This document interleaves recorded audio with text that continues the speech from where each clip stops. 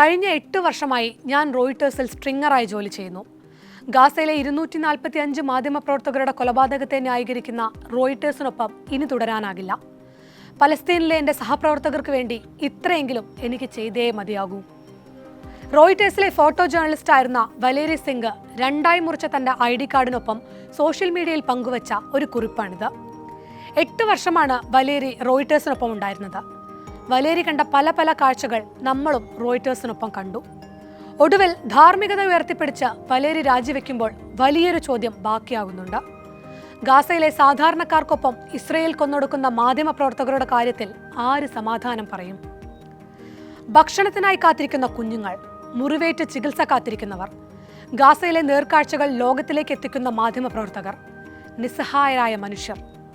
ഇസ്രയേലിന്റെ സമാനതകളില്ലാത്ത ക്രൂരതകൾക്ക് ആരൊക്കെ ഇനിയും ഇരകളാകേണ്ടി വരും?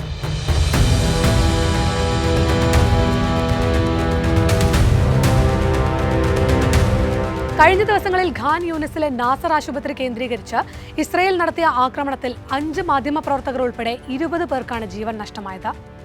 അന്താരാഷ്ട്ര മാധ്യമങ്ങളായ Reuters, Associated Press, Al Jazeera, Middle East Eye എന്നിവരുടെ പ്രതിനിധികളായിരുന്നു ജീവൻ നഷ്ടമായ ആ മാധ്യമപ്രവർത്തകർ. ഇവരുടെ എല്ലാം ദൗത്യം ഇസ്രയേലി ഭീകരത ലോകത്തെ അറിയിക്കുക എന്നതായിരുന്നു. പക്ഷേ ഇസ്രയേൽ അവരെ കൊന്നു തള്ളുകയാണ്. ഇസ്രയേലിന്റെ ആക്രമണത്തിൽ മാധ്യമപ്രവർത്തകർ കൊല്ലപ്പെടുന്നത് ആദ്യത്തെ സംഭവമല്ല. 2023 ഒക്ടോബറിൽ തുടങ്ങിയ ആക്രമണത്തിൽ ഇതുവരെ 197 മാധ്യമപ്രവർത്തകർക്ക് ജീവൻ നഷ്ടമായിട്ടുണ്ടെന്ന് കമ്മിറ്റി ടു പ്രൊജക്ട് ജേർണലിസ്റ്റിന്റെ റിപ്പോർട്ടുകൾ വ്യക്തമാക്കുന്നുണ്ട്. പ്രസ് എന്നെഴുതിയ വസ്ത്രം ധരിച്ചാലും കയ്യിൽ മാധ്യമ സ്ഥാപനത്തിന്റെ മൈക്ക് കണ്ടാലും മരണമുറപ്പാണെന്ന സ്ഥിതിയിലാണ് കാര്യങ്ങൾ. ഭക്ഷണമില്ല, വെള്ളമില്ല, മതിയായ ചികിത്സ പോലുള്ള അടിസ്ഥാന സൗകര്യങ്ങളില്ല. ഗാസയിലെ ഓരോ മനുഷ്യന്റെയും അവസ്ഥ മാധ്യമപ്രവർത്തകരും അറിഞ്ഞു പോരുകയാണ്. എങ്കിലും ആ മനുഷ്യർ ഗാസയിലേക്കുള്ള ലോകത്തിന്റെ കണ്ണും കാതുമായി മാറിയിട്ടുണ്ട്. അവിടെ വിലക്കുകളുമുണ്ട്.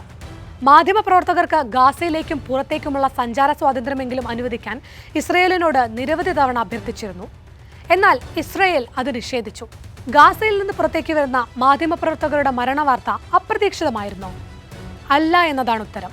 ഗാസയിലെ കുഞ്ഞുങ്ങളും പട്ടിണിയിൽ വലയുന്ന മനുഷ്യരുമെല്ലാം മരിക്കാനുള്ള സാധ്യത എത്രയാണോ അത്ര തന്നെ സാധ്യത മാധ്യമപ്രവർത്തകരുടെ ജീവൻ നഷ്ടപ്പെടാനുമുണ്ട്.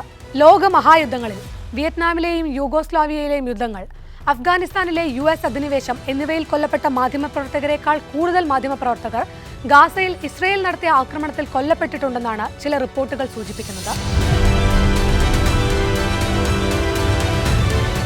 ഗാസയിൽ ഇസ്രയേൽ നടത്തുന്ന സമാനതകളില്ലാത്ത ക്രൂരതകളുടെ വാർത്തകൾ, ഭക്ഷണം കിട്ടാതെ നരകയാതന അനുഭവിക്കുന്ന കുഞ്ഞുങ്ങളുടേതടക്കമുള്ള ചിത്രങ്ങൾ, ഇതെല്ലാം ലോകത്തിന്റെ കൺമുന്നിലെത്താൻ ആകെയുള്ള മീഡിയേറ്റർ മാധ്യമപ്രവർത്തകരാണ്.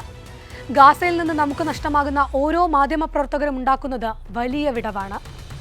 ലോകത്തോടുള്ള പ്രതിബദ്ധത കൊണ്ട് വിശന്നു കരയുന്ന കുഞ്ഞുങ്ങളോടുള്ള തങ്ങളുടെ ഉത്തരവാദിത്തം മനസ്സിലാക്കിയാണ് ഗാസയിലെ യുദ്ധഭൂമിയിലേക്ക് ഓരോ മാധ്യമപ്രവർത്തകനും എത്തുന്നത്.